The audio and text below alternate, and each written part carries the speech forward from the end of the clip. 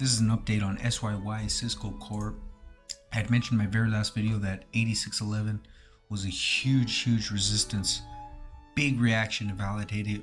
Right before the COVID crash in 2020, we got rejected 2 or 3 weeks in a row, came back up, and we got rejected again last year, 2021. At the beginning, we got rejected 2 weeks in a row, and 2 weeks ago, we got rejected again.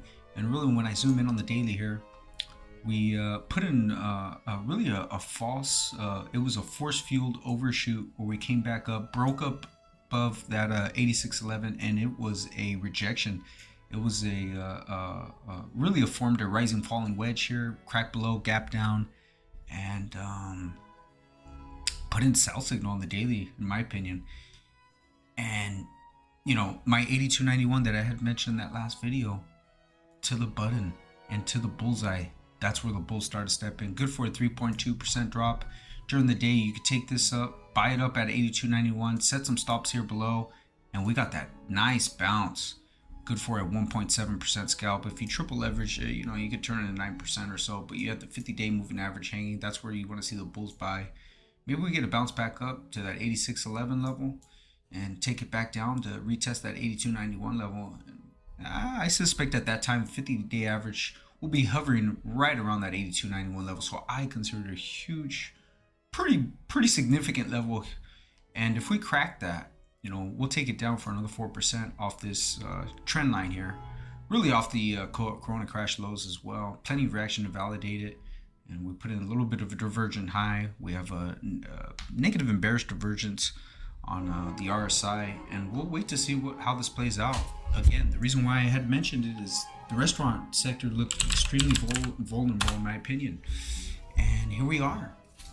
We ended up slicing through the 50-day moving average, and we sold off impulsively, cut through the 200-day moving average as well here, if you could see it in the red, and came back up, back tested that 200-day moving average, had another force-fueled overshoot here, broke up above that 50-day moving average, got rejected impulsively, back tested all week, back tested, maybe for a whole week here, rejected impulsively again, and here's your next leg down.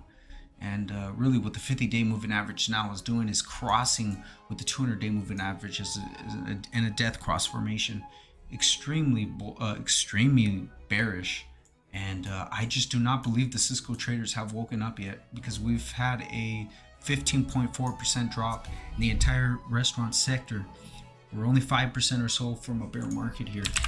And I suspect the Sysco traders will wake up. Why will the Sysco traders wake up? Because Sysco is a huge component to the restaurant sectors. If the restaurant sector starts to dry up, if the restaurant starts to slow down, Sysco provides the bulk produce to the restaurants.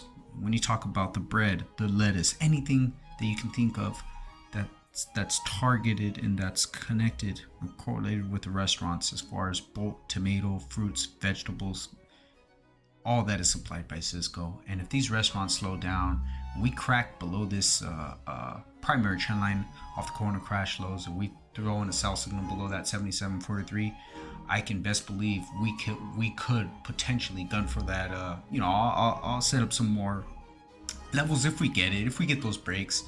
But one of the more significant levels to me is off the monthly here.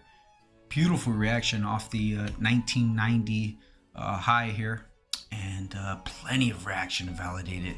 And that's where I suspect we'd go if we sold down below that day average. We'd come back for another 20% drop below, especially if we go into a bear market. But beautiful looking setup. Doesn't get more crisp and cleaner than this, in my opinion. And I'll keep you updated. So we got to take out that 82.91 level, and alongside that 50-day moving average, we'll gun for that primary trend line.